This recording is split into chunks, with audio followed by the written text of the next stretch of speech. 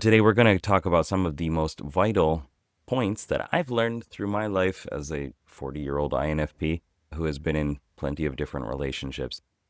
And it's not what you think. It's probably a bit different. So today I'm going to talk about the most important, the most vital ingredient for INFP relationships. And it's not about finding the best partner or the perfect person or an ENFJ. It's about cultivating something that hits closer to home. Hey, I'm Matt Sherman. I'm an INFP. I coach mainly INFPs. Coached over 100 INFPs one-on-one. I've made 9 different self-development courses, published 3 books, spend a lot of time thinking and talking about personality type. And love and relationships is something that comes up quite often in comments on YouTube videos, questions, and also within the Evolve community. Relationships has come up several times. If you don't truly love yourself, sustaining anything else becomes nearly impossible. You need to first love and appreciate yourself. I remember for many years, probably about a decade, I did not want to get close to anybody. I really liked this girl in elementary school. And then in middle school, she had to move away. Also, my parents going through a divorce. I was like, love and relationships is not for me. It's too much pain, too much heartbreak. And eventually, several years after that, maybe 5, 7 years or so after that, I tried it again. I moved to Japan and got a girlfriend here and had to move back to the US. And again, it was just like, this is the worst thing ever. Just constantly putting myself into situations where I know that I don't really want to be by myself forever. And yet, being by myself forever does kind of sound good because there's less pain, less heartache, less poisoning another person. They're not going to be infected by my negativity. And they won't have to go through being in a relationship with somebody that is inevitably going to fail. But eventually, I knew that I was going to have to improve my skills at being in a relationship, at talking to people, at finding the person that is most important to me and holding on to them. Not a death grip, but, cuddling. Yes. Because if I didn't, then when I did get that opportunity to meet and talk to that one person that is going to be very special in my life, that I wouldn't be able to perform, for lack of better words. I wouldn't be able to bring them into my life. And so I went out every week, at least once, for many, many hours. It was 8 or 9 hours at a time. We would go out about 9, 10 p.m. and be out usually until 3 to 6 a.m. It was a long time. Trial by fire. Learning to talk to people. And eventually it happened. I'm married. I have 2 kids. You need to love yourself first. If you hate yourself, if you hate your personality type, if you hate just you in general, your emotions, then you are bringing that into a relationship. And that other person then has to take on that burden. And I know it's hard. As an INFP, we do experience a lot of that. But you can choose which state you want to be in. You can choose your emotions. Or you can choose your response to your emotions. The emotion might come up, but you can always find a way to have gratitude for it. Oh, why am I so angry right now? What are you trying to teach me? What is the lesson in here? And through doing that enough, you train yourself, you train your mind, body, spirit to look for the reasons for things being better. That was a practice that really helped me. Also, learning my personality type in general, knowing that I'm not broken, knowing that I just feel things really deeply and I have a hard time making decisions because I'm constantly sifting through, how does this resonate with me? Does it resonate with me? Does it feel right or wrong? How much do I like this thing? How much do I dislike it? And going through that constant sifting process is difficult, but knowing that that's just part of my personality type makes it way better. So for you as well, I would imagine, at least knowing that gives you some solace. Okay, this is just me, you know. And there are people who do appreciate that.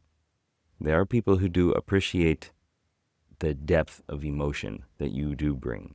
But if it's constantly, I hate everything and I don't know what to do with my life. I'm miserable. I don't have the motivation to do anything, and I'm going to pull you down. It becomes really rough. There's a part of you that is about your convictions and your conscience. There's a part of you that likes to explore new possibilities. There's a part of you that looks to the past to implement and live in the past and reverie, dip into the past nostalgic experiences and learn from them. There's the commander, who's about strategic action. So that's all parts work, right? Parts that are depressed pull other emotional parts, pull other parts down too. It becomes very difficult to get them out of executive, as it's called, which is like you're logging on to one of those characters. It's the one in the spotlight of whatever the current movie of your life is. They don't want to leave the spotlight. So retraining them and explaining like, hey, this is not working out for us. What do you want? And how can we make it happen in a better way that's a better fit for us? Is something that you can do. You can negotiate with your parts and create new neural pathways. Likely the depressed part wants you to feel inspired or sparked or alive, activated, feel like you're doing something meaningful and motivating, important in your life, right? By mastering self-love, you create this bigger, momentous push into growth, into bringing other people with you along this journey of self-improvement, self-development, deeper understanding of yourself. The Buddha said, you yourself, as much as anybody in the entire universe, deserve your love and affection. And I think that's really important as a lesson for INFPs. One thing that I always ask people when they're like, can you help me get into a relationship? A bit biting, but it's, would you date yourself? If you don't think that you would date the kind of person that you are, then it's going to be difficult, but you might want to work on that. And it's not impossible.